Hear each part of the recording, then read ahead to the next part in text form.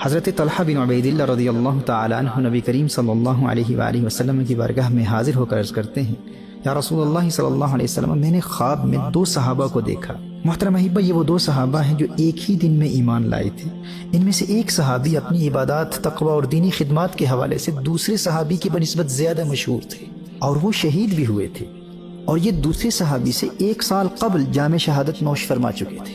اور دوسرے صحابی کا انتقال 1 سال بعد ہوتا ہے اور وہ شہید بھی نہیں ہیں۔ حضرت طلحہ بن عبید اللہ رضی اللہ تعالیٰ عنہ عرض کرتے ہیں کہ یا رسول اللہ صلی اللہ علیہ وسلم، میں خواب میں دیکھتا ہوں کہ میں جنت کے دروازوں کے سامنے کھڑا ہوں، اور یہ دونوں صحابہ جو ایک ہی دن ایمان لائے تھے یہ بھی وہاں موجود ہیں۔ پھر ایک فرشتہ جنت سے آتا ہے، اور وہ صحابی جن کا انتقال 1 سال بعد ہوا، جو شہید بھی نہیں ہیں اور تقوی اور پرہیزگاری کے حوالے سے پہلے صحابی جیسی شہرت بھی نہیں رکھتے، لیکن عجیب بات یہ ہے کہ یہ فرشتہ آتا ہے اور ان دوسرے صحابی کو جنت میں پہلے داخل کرتا ہے، اور پھر ان کے بعد واپس آ کر اس شہید صحابی کو جنت میں داخل کرتا ہے، اور پھر یہ فرشتہ تیسری مرتبہ آ کر مجھے کہتا ہے، یعنی حضرت طلحہ رضی اللہ تعالیٰ عنہ سے فرماتا ہے کہ آپ واپس چلے جائیں، ابھی آپ کا وقت نہیں آیا۔ یا رسول اللہ صلی اللہ علیہ وسلم، یہ دونوں صحابی ایک ہی دن ایمان لائے تھے، لیکن 1 سال پہلے انتقال کرنے والے صحابی جو اپنی عبادات اور تقوی کے حوالے سے مشہور بھی ہیں اور شہید بھی ہیں، انہیں جنت میں بعد میں داخل کیا جاتا ہے، اور 1 سال بعد پردہ فرمانے والے دوسرے صحابی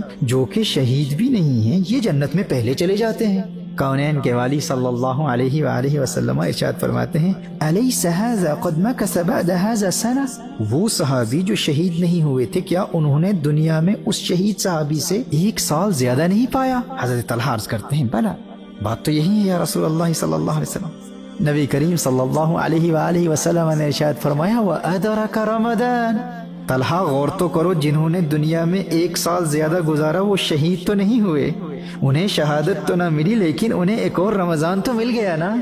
میرے دوستو، جاننا چاہتے ہو جس خوش قسمت کو اللہ جل وعلا رمضان تک زندگی دے دے اور وہ رمضان کا احترام بجا لاتے ہوئے گناہوں سے بچتا رہے اور اس پاک مہینے میں خوب عبادت کرے، اسے مقام کیا ملتا ہے جاننا چاہتے ہو؟ ارشاد فرمایا، اے طلحہ، اگرچہ یہ دونوں ایمان ایک ہی دن لائے تھے، لیکن اس 1 سال بعد پردہ فرمانے والے صحابی جو شہید بھی نہیں ہیں انہیں مزید ایک رمضان مل گیا، اور اس رمضان کے پانے کی برکت سے اس صحابی اور اس شہید صحابی کے مقام میں اللہ جل وعلا نے اتنا فرق پیدا کر دیا جتنا زمین و آسمان کے مابین ہے۔ ہر چند کے جنت میں پہلے داخل کیا جانے والا شہید نہیں تھا، لیکن رمضان پانے اور رمضان کی عبادت کی وجہ سے اس کا مقام اس شہید صحابی سے اتنا بلند ہے، یہ درجات و مقامات کے اعتبار سے رمضان کی وجہ سے اس شہید کے مقابلے میں اتنا آگے نکل چکا ہے کہ اب دونوں میں اتنا فرق ہے جتنا زمین و آسمان کے مابین ہے۔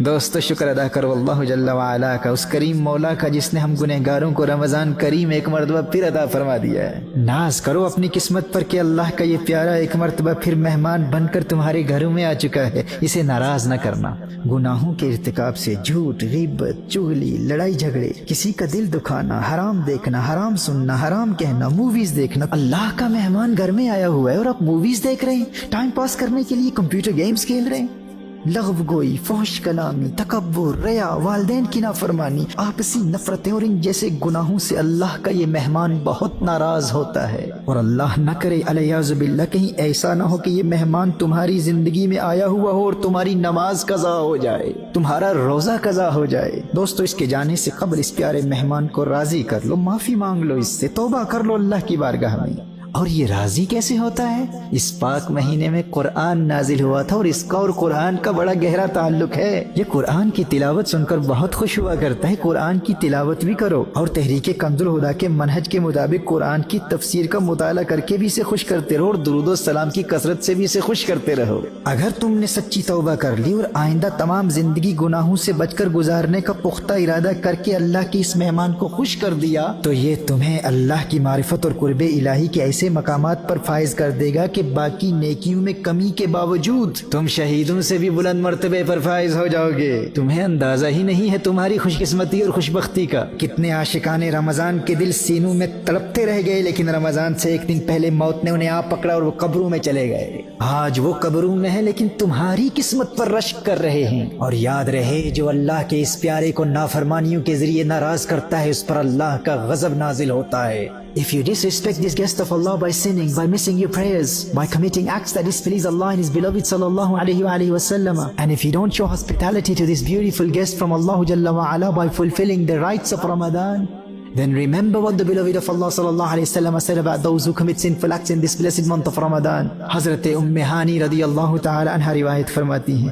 نبی کریم صلی اللہ علیہ وسلم نے اللہ کی نافرمانی اور گناہوں کے ذریعے اس مہمان کو ناراض کرنے والوں کا عذاب بیان فرماتے ہوئے ارشاد فرمایا، جس نے اس ماہ میں زنا کیا یا شراب پی تو آئندہ رمضان تک اللہ اور جتنے آسمانی فرشتے ہیں اس شخص پر لعنت کرتے ہیں، اور اگر یہ آئندہ ماہ رمضان کو پانے سے پہلے ہی مر گیا تو اس کے پاس کوئی ایسی نیکی نہ ہوگی جو اسے جہنم کی آگ سے بچا سکے۔ نبی کریم صلی اللہ علیہ وسلم نے ارشاد فرمایا، تم ماہ رمضان کے معاملے میں ڈرو، کیونکہ جس طرح اس مہینے میں اور مہینوں کے مقابلے میں نیکیاں بڑھا دی جاتی ہیں، اسی طرح گناہوں کا بھی معاملہ ہے۔